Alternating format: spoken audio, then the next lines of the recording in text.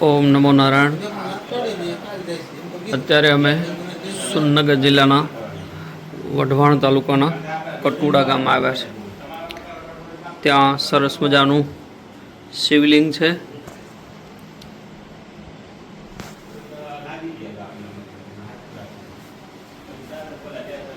બાજુમાં હનુમાનજી મહારાજની મૂર્તિ છે.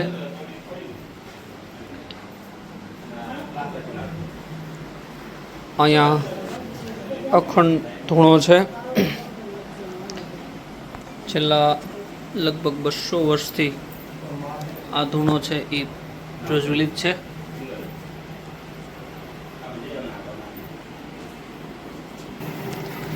અત્યારે આ જે છે એ સદગુરુ મહારાજ શ્રી કૈલાસપુરી બાપુ, જેમનો ગુરુદારો બાલગીરી બાપુ ડુમાણા, અને આ એમની તસવીર છે અને આ એમની ગાદી છે. અત્યારે અહીંયા અમારે કિશોરપુરી બાપુ છે, આ ગાદી છે એની સરસ મજાની સેવા કરી રહ્યા છે.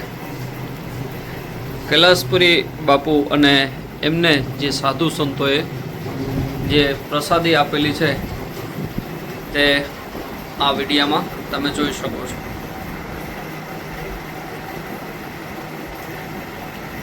જે પણ સાધુ સંતો અહીંયા બાપુને મળવા માટે આવતા અને એમને જે હૃદયનું ભાવ થતું ત્યારે આ બધી પ્રસાદી આપતા.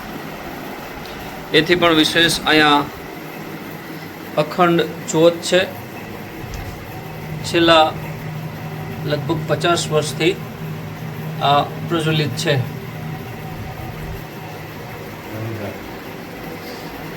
અને આ જે જ્યોત છે એ રાજસ્થાન જૂના રણુજાથી પ્રજ્વલિત કરી અને લાવવામાં આવી હતી, જેના આપ દર્શન કરી શકો છો.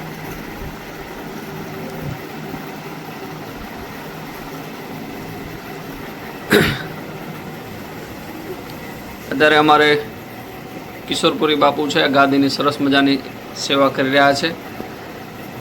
અહીંયા બાપુના દર્શન માટે આવ્યા છે.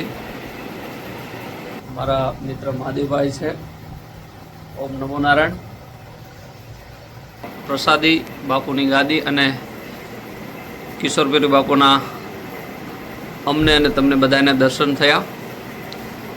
ઓમ નમો નારાયણ.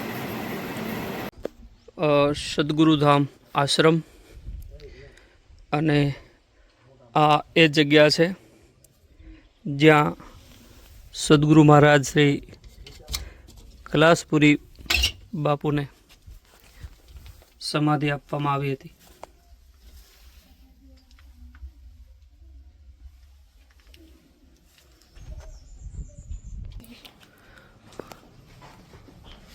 સદગુરુધામ આશ્રમ, જ્યાં કૈલાસપુરી બાપુની પ્રતિમા તેમજ અખંડ ધૂણો અને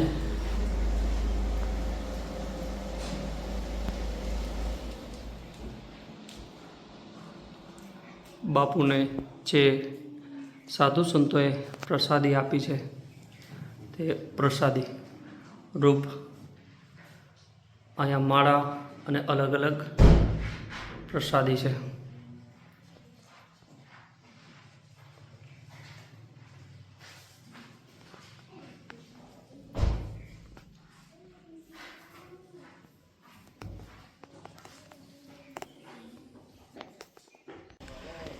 હનુમાનજી મહારાજની મૂર્તિ,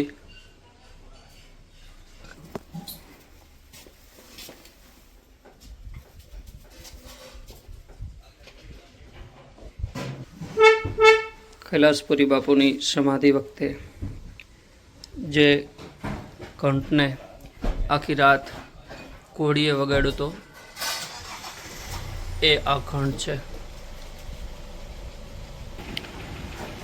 સદગુરુધામ આશ્રમ અને એનું આખે આખું આ પરિસર છે.